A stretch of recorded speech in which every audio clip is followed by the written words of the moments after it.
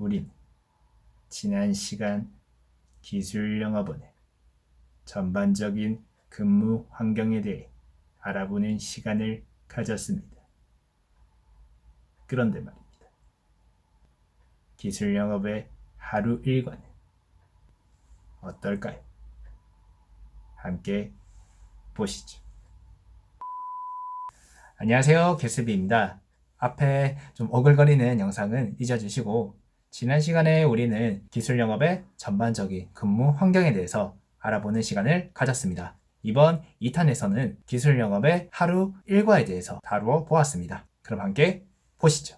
8시에 출근을 해서 8시 반부터 아침 회의를 시작합니다. 전날 현장에 있었던 특이사항이나 이제 보고할 거리들을 가지고 사장님과 팀장님 그리고 각 동료들에게 공유를 하는 겁니다. 예를 들자면 어제는 제가 K대학교를 다녀왔습니다. 생명공학과의 A 교수님께서 K 브랜드의 PCR을 쓰는 걸 봤습니다. 그래서 사용기간은 7년 정도 되었기 때문에 저희가 다루는 J 브랜드의 PCR을 홍보를 하겠습니다. 또는 B 교수님 방에서는 다음 달부터 웨스턴 블라 실험을 시행을 한다는데 제가 관련 시약 샘플과 팜플렛을 챙겨서 홍보를 하겠습니다. 사장님이나 팀장님께서 피드백을 해주시는데 가령 내가 예전에 담당했을 때 그 교수님은 싼 거를 좋아하시니까 D 브랜드 걸로 홍보해봐. 또는 그 교수님은 실험값을 중요시 하시는 분이니까 A 플러스 브랜드로 홍보를 하는 게 좋아. 그리고 그 교수님은 예전부터 C업체랑 거래를 많이 했으니까 좀 뚫기가 어려울 거야. 그렇기 때문에 정성을 좀 많이 들여야 돼. 알겠지? 예, 알겠습니다. 한 번씩 팀장님이나 사장님께서 제가 현장을 나갈 때 같이 동행을 하실 때도 있어요. 하는 모습을 보고 실시간으로 피드백을 해주시는 경우도 있습니다. 아무래도 영업 현장에서 잔뼈가 굵으신 분들이기 때문에 확실히 도움은 되는 건 사실입니다. 만 좀 불편합니다. 그렇게 회의를 마치고 가기로 한 현장에 맞춰 주문 현황과 납품 목록을 체크를 한 뒤에 영업 전략을 열심히 짭니다. 개인적으로 저는 고객 리스트를 따로 만들어서 영업 전략을 수립했는데 이게 말로만 했을 때는 좀 안 와닿을 수 있으니까 제가 특별히 실제로 근무했을 때 사용했던 고객 리스트를 준비했습니다. 박수 좀 쳐주세요. 물론 뭐 대단한 건 아니고요. 이렇게 하니까 정리가 조금 더 잘 되는 것 같더라고요. 참고만 하시라고 제가 준비해봤습니다. 실제로 다뤘던 내용을 그대로 보여드리기에는 개인정보라든지 기업의 기밀이 뭐 유출될 우려도 조금 있기 때문에 내용만 최대한 제가 비슷하게 재수정한 점 양해 부탁드립니다. 그럼 함께 보시죠. 예, 제가 실제로 사용을 했던 고객 리스트를 보고 계신 거고요. 설명을 한번 드리겠습니다. 일단 이렇게 제목별로 제가 분류를 했고요. 하나씩 설명을 드리면 부 같은 경우에는 저 같은 경우에는 신입이었기 때문에 보통 대학교를 많이 맡아서 했습니다. 그 대학교마다의 이제 전공과를 나타낸 거고요. 저희 회사는 생물 관련 실험을 주로 다루는 회사였기 때문에 주로 맡았던 학과가 이렇습니다. 네, 연구실마다 그런 표지판에 실명이 있고요. 그걸 나타낸 거고요. 교수명은 A 교수, B 교수. 그리고 책임 연구원. 실제로 주문을 교수님이 하기보다는 대학원생, 거기에 있는 실험장이 있습니다. 그 사람들이 보통 주문을 하거든요. 저랑 보통 거래를 했던 사람들을 제가 이렇게 적어 놓은 겁니다.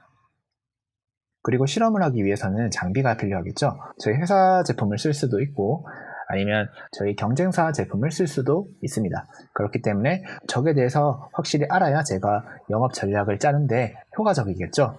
예를 들어서 뭐 어떤 사에 뭐 원심 분리기, 전기용동, PCR, 뭐 마이크로 플레이트 리더기 등등등 이렇게 있다는 거 적어놨고, 그리고 인상착의. 저 같은 경우만 해도 한 100군데 정도의 실험실을 관리를 했기 때문에 한 명 한 명 다 기억하기가 처음에는 되게 힘듭니다. 그 특징들을 제가 이렇게 세세하게 적어 놓은 거고요.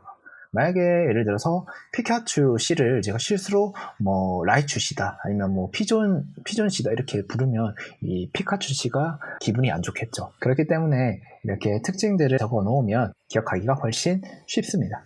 실험실마다 실험의 방향이 다 다른데 예를 들어서 같은 과라 할지라도 실험 방향이 다 다르죠. 그렇기 때문에 실험 방향을 확실히 알아야 제가 영업 전략을 짤 때 제대로 짤 수 있겠죠. 특이사항 같은 경우에는 실제로 영업 활동을 했을 때 꼭 기억을 해야 할 것들을 기입을 해놓은 겁니다. 가령 골뱅이 튜브를 제가 그때 홍보를 하려고 했었는데 골뱅이라는 브랜드를 썼습니다. 그래서 제가 AA 튜브를 홍보를 하면서 샘플도 같이 드렸거든요. 그래서 반응이 좋아서 한 번 더 홍보를 했다는 내용입니다.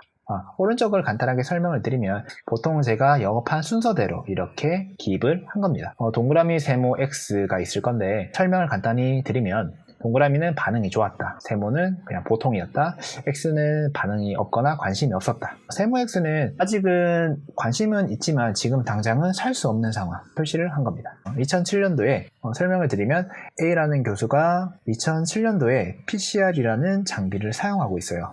그런데 2007년도면 10년이 넘었잖아요. 새로운 장비를 알아볼 것 같다는 생각이 들어서 리얼타임 PCR이라는 장비를 홍보를 했습니다. 그러니까 관심이 있었죠. 그래서 PCR에 제가 동그라미 표시를 한 겁니다.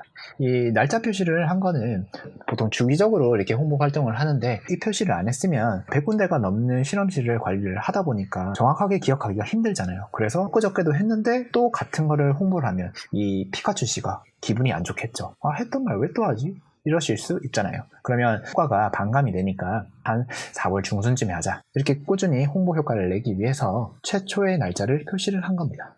네, 여기에 대해서 설명을 조금 드리면 기존 PCR을 잘 쓰고 있다고 합니다. 그래서 산지는 1년밖에 안 됐네요. 아직 많이 남았죠.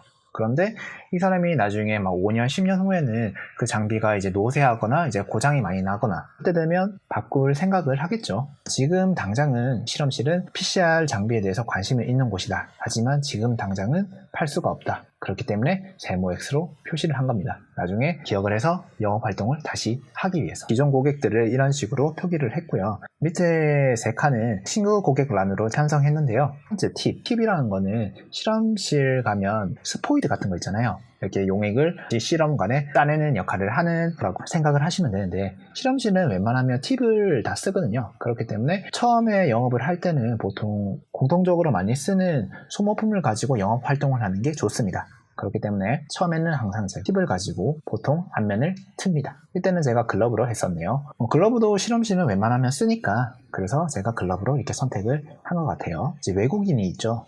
그렇기 때문에 이 버터풀 씨가 또 영어권 국가라 의사소통에 대해 어려움을 느껴서 이렇게 제가 적었고요. 그래서 다음에는 자연스럽게 대화를 하기 위해서 대본을 따로 준비를 해서 영업 확률을 높일 수 있겠죠. 그리고 나머지 분들은 아직 친하지 않아서 경계심이 많다. 당연한 거죠. 네, 그래서 천천히 다가갈 것 이런 식으로 적었습니다. 그래서 다음 영업 활동을 어떤 걸 할지 이걸 보면서 정할 수가 있는 거죠. 이렇게 고객 리스트를 보고 영업 전략을 짜는데 제가 많이 활용을 했습니다. 네, 이런 식으로 영업 전략을 짠 후에 현장을 가게 되는데 그 전에 계획했던 홍보 팜플렛과 그리고 샘플, 납품, 품목까지 다 챙겨서 카트와 함께 출발을 합니다. 영업 현장에 도착하고 나서는 전층을 돌면서 영업 활동을 하는 겁니다. 주문한 고객한테는 물품을 납품을 하고 요즘은 어떤 실험을 하는지, 필요한 물품은 또 없는지 이렇게 질문을 이렇게 던집니다. 이렇게 하면서 다음에는 어떤 영업 전략을 짜서 이렇게 올지 이렇게 소스를 모으는 작업도 같이 하는 거죠. 그런데 너무 영업적으로 다가가잖아요. 그러면 이건 별로 좋지 않습니다. 고객께서는 이렇게 생각합니다. 나랑 얘기하는 이유가 어떻게든 하나 팔아먹으려고, 어떻게든 한 건 하려고, 그런 오해라든지 그런 이미지를 받기 싫으시면 적은 얘기도 적절히 섞어 가시는 게 가장 좋습니다. 실제로 제 선배 같은 경우에는 따로 많이 친해지셔서 술도 따로 한잔하고 놀러도 좀 가고 그랬다고 합니다. 저 같은 경우에는 고객을 집 근처까지 태워준 경험도 있습니다. 친해서 그런 건가? 친해서 부탁한 거겠지? 어쨌든 신규 고객 같은 경우에는 거래량이 적거나 아니면 아예 없기 때문에 일적인 얘기로 이제 다가서는 것은 좋지 않습니다. 그래서 사적인 얘기를 좀 비중을 좀 더 많이 둬서 이렇게 다가가시는 게 좀 더 나으실 겁니다. 미운정 든다고 하잖아요. 계속 보다 보면 친해지고 주문도 들어오고 그런 경우가 생기실 겁니다. 힘드시겠지만. 이렇게 여러 현장에서 영업 활동을 한 후에 사무실로 복귀를 해서 남은 여러 사무 업무를 보게 되는 겁니다. 예를 들어서 거래처나 본사에서 온 메일을 확인을 하고 답변을 한다든지 주문서, 견적서, 거래 명세서 등의 문서 작업을 한다든지 그리고 급한 특이사항 같은 경우에는 사장님이나 팀장님한테 바로 보고를 드린다든지 또 이런 식으로 업무가 많이 반복이 됩니다. 오늘은 기술 영업의 하루 일과에 대해서 다뤄보는 시간을 가졌습니다. 원래는 1탄에서 다 담으려고 했지만 영상이 너무 길어질 것 같아서 이렇게 나누게 된 점 양해 부탁드립니다. 다음 영상에서는 기술 영어본이 어떤 걸 공부를 하는지에 대해서 한번 다뤄보겠습니다. 그런데 말입니다. 영상이 조금이나마 도움이 되셨다면 구독과 좋아요 부탁드립니다. 다시 할게요. 영상이 조금이나마 도움이 되셨다면 구독과 좋아요 부탁드립니다. 여러분의 작은 관심이 제가 영상을 만드는데 큰 힘이 됩니다. 감사합니다.